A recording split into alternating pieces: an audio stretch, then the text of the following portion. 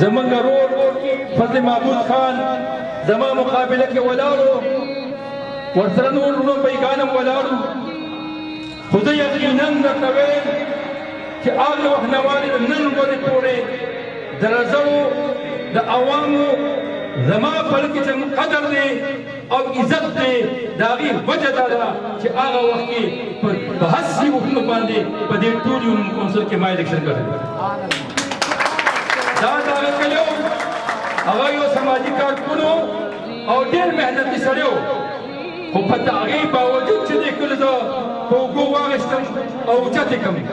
نو ما سره اوس هم الفاظ دي چې دې ادا کړم ستاسو قیمتي ووټو تاسو راکړو زه منتخب شوم ستاسو ممبر شوم الله پاک هلته وزیر کړم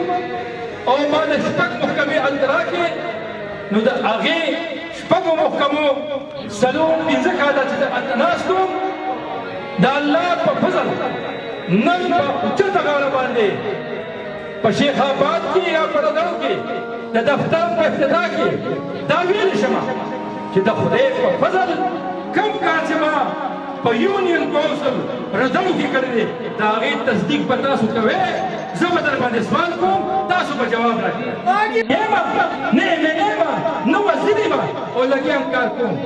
او یو هسپتال مې د 500 بسترو 50 سنه کې منظور کړ اوس هم منظور دی او انشاءالله کېږي به خو پرویز خټک وویل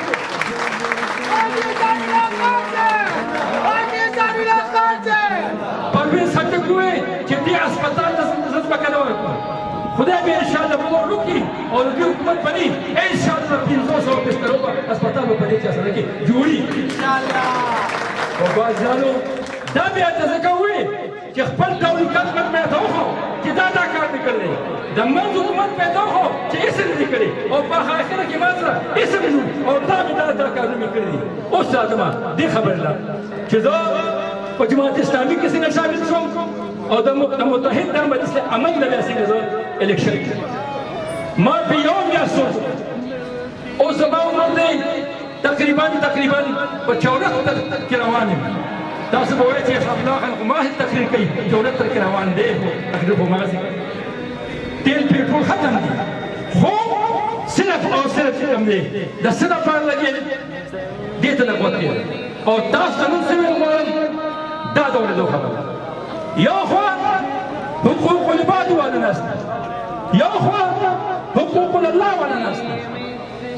دا یو ډله کومه شوه الله تعالی دې پاکستان کې دا ډله کامیابه کړي دا شو د الله خلق د الله د بندیانو د خدمت خلق او بل خوا د دیوال نه اخوا یوه بله ډله تاسو راته پیمان ووایئ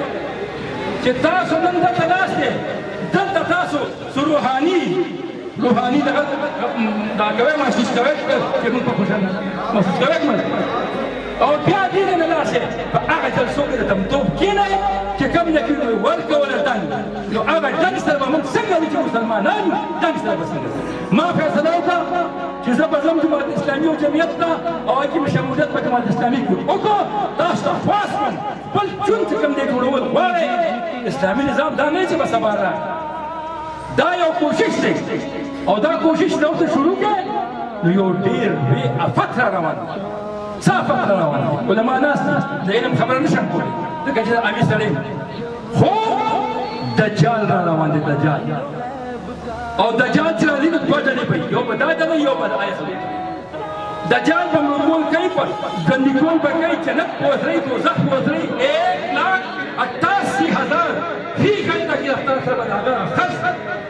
او یاد را کسان به د خر د سوري لاندې پټې شي ابه راځي او ودرېږي به ته مې مړ کړې ابه مړ شي وایي دا واچوه دوزخ ته ابه دوزخ ته واچوه خو دوزخ به هغه نه ابه جنت د الله طرف نه چې کوم د هغه خوند ورځي نو هغه چې شي ابه واچوه دا جنت کې دا د ما سره دغه دی بنده نو هغه واچي په جنت کې او هغه لپاره باید دوزخ خدای ګواه کوم چې صرف د خپل آخرت د جوړولو لپاره اوس تاسو هم چې کوم دی وګرځي په دې علاقه وګرځي خلک وایي یو خو یهود دی نصارا دی هغه د پام نه د خپلو ملګرو له ګیاګانې رالیږي او ورته اچوي دا ګیاګانې چې مې خوري دا لمتوزنې او فرمتوزنې ما لیدلي دي ما به بیکم نصیب الله خان سره الیکشن نه کوم ما به اسفندیار سره الیکشن نه کوم ما به آفتاب خان سره الیکشن نه کوم او ما به د فضل خان دي خاندان سره لکن نثار خان سره الیکشن نه کوم دا ټول خاندانونه ما کتلي او دې ټولو سره مې الیکشن نه کړي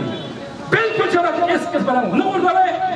الیکشن ستاسو دی کامیابي ستاسو دی په پاسې به یو قدم به واخلي یو ګناه به دې کمه شي او یو